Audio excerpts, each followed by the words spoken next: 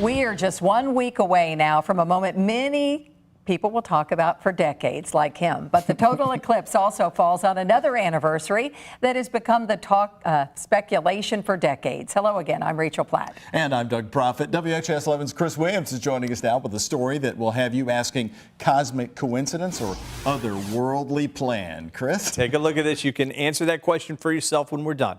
August 21st, 2017, the day the sky will go dark, a rare total solar eclipse will bring 2 minutes, 40.1 seconds of darkness to Hopkinsville.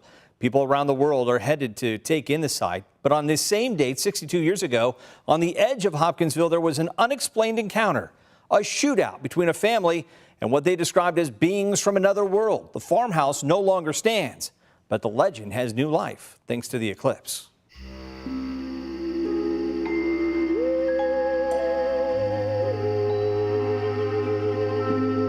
It was a hot Sunday night at the farmhouse in Kelly. 11 people were inside, including Elmer "Lucky" Sutton, his wife, and friends Billy Ray and June Taylor.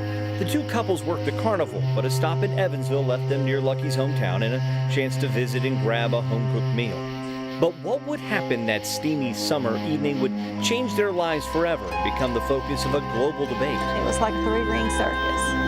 Did Daddy ever talk about it? Not very often. You were very, very, very lucky if you got him to talk. And me, I didn't want to hear it. It scared me. Geraldine Sutton-Stith is Lucky's daughter. She's written books about her late father that night and what would become known as the Kelly incident.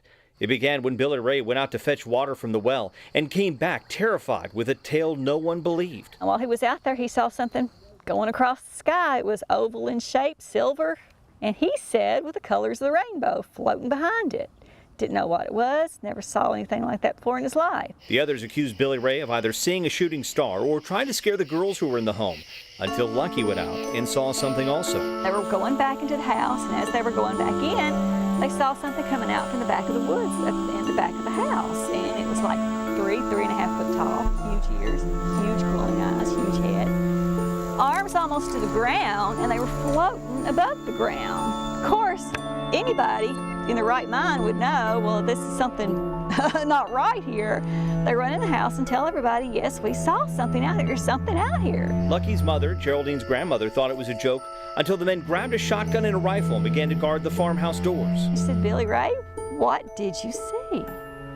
He said, Miss Glennie, I don't know what it was. I hope it's something that you'll never have to see, but I don't think it was anything of this world. So they sat there, and finally, around the corner of the house where they were sitting, came this little being. Billy Ray shoots. My grandmother falls to the floor. Everybody comes running to where they're at. They help her up, and I saw it. There is something out here. And the fight was on. About that time, a shot rings out in the front of the house. My Uncle J.C. shoots one through the window. And that's when the battle begins. Billy Ray runs out the front stoop, and there, one is sitting up there, and a hand comes down and tries to grab him. Eileen grabs him and yanks him back in.